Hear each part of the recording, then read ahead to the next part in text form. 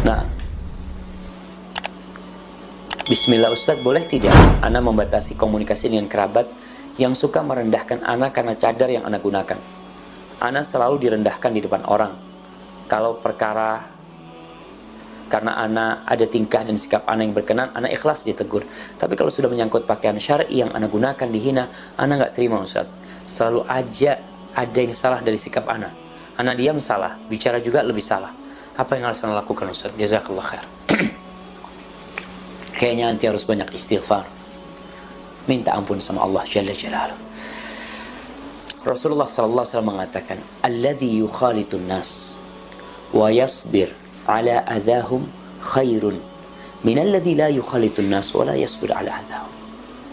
Kita ingin menjadi orang terbaik di depan Allah Jalla Jalaluhu. Maka di antara langkah-langkah untuk menjadi manusia yang lebih baik, kata Nabi SAW, orang yang bergaul dengan manusia, apalagi dengan kerabatnya, dan dia sabar disakiti oleh mereka, sabar disakiti oleh mereka, diganggu sama mereka, itu lebih baik daripada orang yang tidak bergaul dengan manusia, yang menutup diri dengan kerabatnya, dan tidak sabar diganggu sama mereka. Apa yang anti rasakan? Itu sebuah gangguan yang sangat kecil sekali apabila dibandingkan dengan gangguan atau lautan dan samudra gangguan yang diterima oleh Rasulullah SAW. Nabi dikatakan majnun, orang gila. Tapi Nabi tetap datang ke kaumnya. Nabi disebut sahir, penyihir. Beliau bersabar menghadapi mereka. Beliau dikatakan penyair, dikatakan pendusta, macam-macam. Dikatakan Al-Quran ini ucapan manusia. Beliau bersabar menghadapi mereka. Dan seorang mukmin itu seperti pohon kurma. Kata Nabi SAW, al-mu'min kan nakhlah. Oh subhanallah. Tahu pohon kurma? Daunnya tidak jatuh.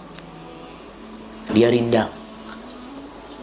Dia lempar sekeras apapun, dia tidak akan membalikkan batu. Yang dia balikkan adalah buah-buah kurma.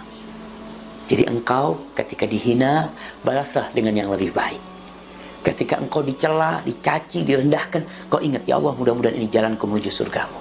Aku harus kayak gini nih. Mungkin di sini aku bisa memberikan petunjuk kepada saudaraku. Dan bersabar. Menghadapi yang seperti itu, Allah telah memberikan kepada kita solusi. Apa kata Allah? Idfa' billati hiya ahsan. Balaslah dengan yang lebih baik. Itu solusi. Karena manusia ini bahan dasarnya baik.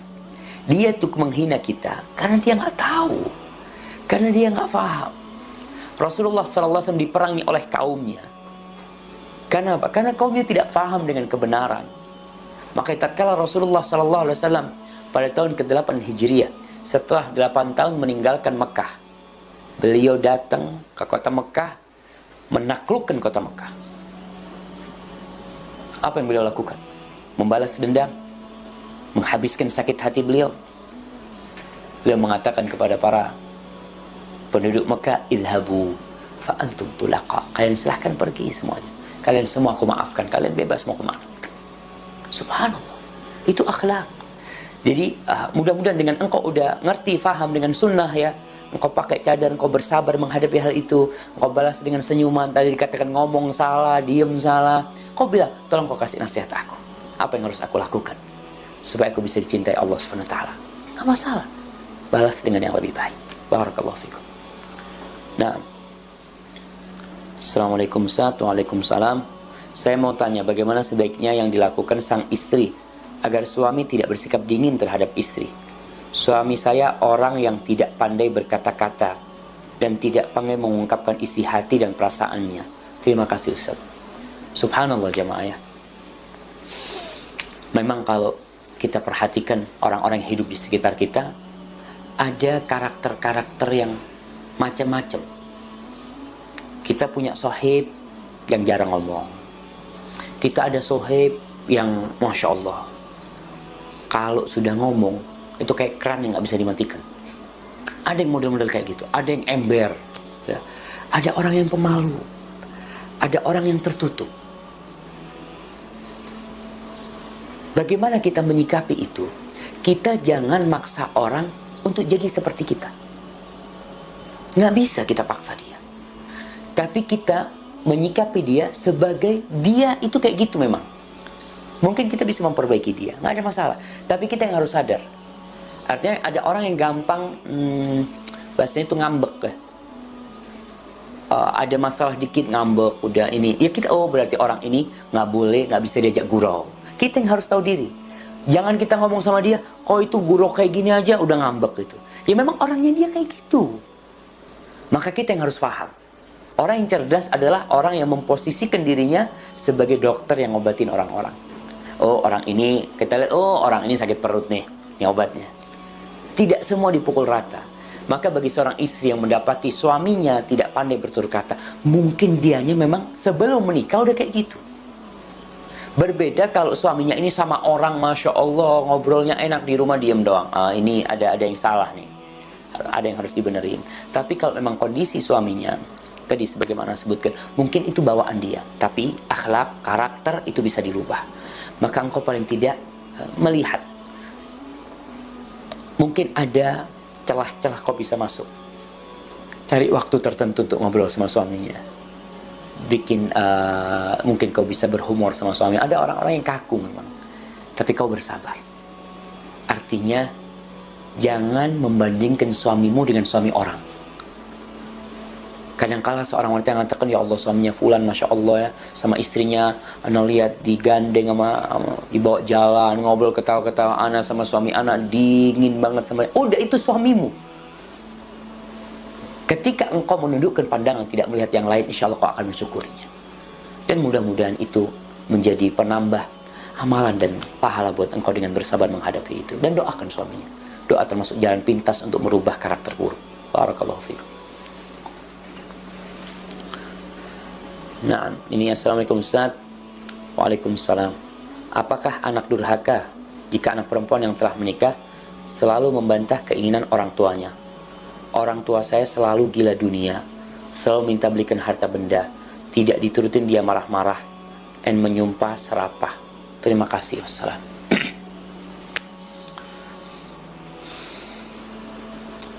Allah berwasiat kepada kita agar kita berbuat baik kepada orang tua. Wasainal insana biwalidayhi ihsana. Wasiat dari Allah. Dan Allah memerintahkan agar anak itu tidak membantah permintaan orang tuanya selama dia mampu memberikan. Dia mampu berikan. Allah mengatakan wa qadha rabbuka alla ta'budu illa iyyah wa bil walidayni ihsana. Imma yablughanna 'indaka al-kibara ahaduhuma aw kilahuma fala taqul lahumā uffin wa la tanharhumā wa qul lahumā qawlan karīmā. Maka tatkala kita mendapati orang ini anak perempuan udah nikah, lihat kalau ternyata anak perempuan ini punya harta dan dia bisa berbagi sama orang tuanya, artinya dia tidak ambil harta suaminya. Dia mungkin dikasih sama suaminya, dia tahu orang tuanya butuh, maka dia berikan dari apa yang dia miliki. Itu termasuk kebaktian dia. Tapi kalau si orang tua memaksa anak perempuannya untuk minta sama suaminya, untuk ambil sama suaminya, sedangkan sebenarnya kebutuhan orang tua itu tidak urgen, maka sang anak minta maaf sama orang tua. Jadi tatkala seorang anak bukan membantah, tidak memberi apa yang diinginkan orang tuanya, ajukan alasan-alasan. Alasan yang aku nggak punya, Abang. Mungkin orang tua, ngambil sama suaminya. Afwan, aku diperintahkan untuk taat sama suamiku. Kalau suamiku ngasih sama aku, mungkin aku bisa berbagi sama ayah. Maka tolong anak perempuan ini, ketika berbicara sama orang yang tetap, dudukkan dia sebagai orang tua. Ucapkan kata Allah, wa qul lahumā qawlan karīmā. Katakan kepada keduanya qawlan karīmā. Qawlan karīmā adalah ucapan, adalah perkataan yang mulia. Isinya mulia, intonasinya mulia. Isinya kata-kata itu indah. Dan tatkala menyampaikannya itu dengan intonasi yang penuh kerendahan kepada orang tua. Wakhfid lahum janaha dzulli minar rahmah. Karena memang ujian anak. Tatkala mendapatkan orang tua yang gitu tuh. Yang minta terus sama anaknya umpamanya, minta ini, minta macam-macam sama anaknya. Itu ujian buat anak. Tapi kalau anak mampu memberikan dan dia memberi buat orang tuanya, ya orang tuanya mungkin kepingin ya. mau ini, mau itu, dan itu bukan kemaksiatan, berikanlah kepada orang tuanya. Sambil terus berbuat baik sama orang tua. Jangan sampai akhirnya orang tua sampai sumpah serapah, macam-macam ya. Mungkin juga ada orang tua yang tidak berpendidikan agama yang cukup ya, sehingga muncul yang seperti itu. Baik, barakallahu fikum. Mungkin ini. Baik, ada pertanyaan. Assalamualaikum Ustaz. Waalaikumsalam. Ana mau tanya, walimah secara syar'i itu kenapa tamunya harus dipisah? Dan kenapa pengantinnya tidak boleh dipertontonkan bagi tamu yang datang? Soalnya masyarakat memandang aneh Ustaz. Bagaimana cara menyikapinya? Adakah hadis Rasulullah SAW yang menganjurkan Ustaz? Syukran. Iya. Jadi berkaitan dengan dipisahnya lelaki sama perempuan ya. Kita lihat di masjid. Di masjid nih, di tempat ibadah, di tempat ketaatan, itu dipisah. Yang laki di depan, yang perempuan di belakang. Kenapa? Kenapa kok tidak bareng aja di sana? Bayangin, kalau sholat, satu shaf ada laki, ada perempuan, ada laki, ada perempuan. Dalam ibadah aja, kita diperintahkan untuk menjaga diri dari perempuan. Jadi memang ada batasan-batasan. Kemudian Rasulullah SAW mengatakan kepada kaum lelaki, iyyakum waddukhul 'alan nisa. Kalian jangan masuk-masuk ke tempatnya perempuan. Ini kata Nabi SAW. Akhirnya ada seorang sahabat yang bertanya, ara'aital ham? Ya Rasulullah, bagaimana kalau yang masuk ini bukan orang biasa tapi iparnya? Kata Nabi SAW, alhamu al-maut. Kalau yang masuk ke tempat perempuan itu ipar itu kematian. Artinya masuknya seorang ipar ke tempat perempuan-perempuan itu lebih bahaya daripada orang asing. Karena pandangan orang lah, itu iparnya macam-macam. Dan di masa Rasulullah SAW, memang bagian perempuan ya. Sebagaimana tadi kita sampaikan dalam urusan sholat Jumat, sholat Idul Fitri, perempuan di bagian belakang, laki-laki di bagian depan ya. Kenapa itu jadi aneh? Karena kita tidak terbiasa aja, jamaah. Kita tidak terbiasa aja. Anda kasih contoh sesuatu yang aneh, dianggap aneh oleh manusia. Di beberapa tempat di pedalaman, di mana masyarakatnya hanya pakai atau tidak pakai pakaian. Mungkin dia pakai sesuatu yang menutup auratnya saja. Ketika mereka melihat orang yang pakai baju, aneh nggak buat mereka? Aneh. Artinya orang yang terbiasa tidak berpakaian melihat orang yang berpakaian, maka dia akan aneh. Sebaliknya, orang yang berpakaian melihat orang yang telanjang, buat dia aneh nih. Ada orang nggak pakaian ya. Ini masalahnya masalah kebiasaan aja. Jadi perlu dibiasakan. Contoh lah, yang kedua, kalau kita berbicara yang dianggap aneh oleh masyarakat, jenggot nih. Awal-awal jenggot, Masya Allah, sesuatu yang sangat aneh buat mereka. Anak sering sampaikan, anak ketika pakai jenggot di sidang sama orang tua, didudukkan sama orang tua, kenapa pakai jenggot? Buat mereka aneh. Kenapa? Karena kebiasaan yang ada, anak-anak muda nggak ada yang pakai jenggot, dipotong jenggotnya. Maka kalau dikatakan aneh di masyarakat, betul. Banyak hal-hal yang sebenarnya disyariatkan, tapi buat orang Islam sendiri aneh. Dan ini seperti yang Nabi sabdakan sallallahu alaihi wasallam, bada'al islamu ghariban wa sayaudu ghariban kama bada. Islam itu dimulai dengan keasingan, keanehan, dan akan kembali asing sebagaimana dulu bermula asing. Nabi sendirian berdakwah aneh buat orang-orang Mekah, diperangin ya. Beliau bahkan mau dibunuh gara-gara beliau mengajak kepada kebenaran. Aneh. Karena menyelisih tradisi. Maka hal yang seperti itu memang seperti itu. Kemudian bagaimana kok pengantin perempuan tidak dipertontonkan kepada tamu-tamu? Ya Allah. Emangnya pernikahan itu adalah tontonan? Artinya nih pengantin ditonton oleh orang satu kampung, nih cantiknya. Allah mengatakan wala tabarrajuna tabarrujal jahiliyatil ula. Karena itu jangan berhias seperti berhiasnya orang-orang jahiliyah yang perhiasannya itu ditampakkan ke orang-orang. Seorang istri berhias buat siapa? Buat suaminya.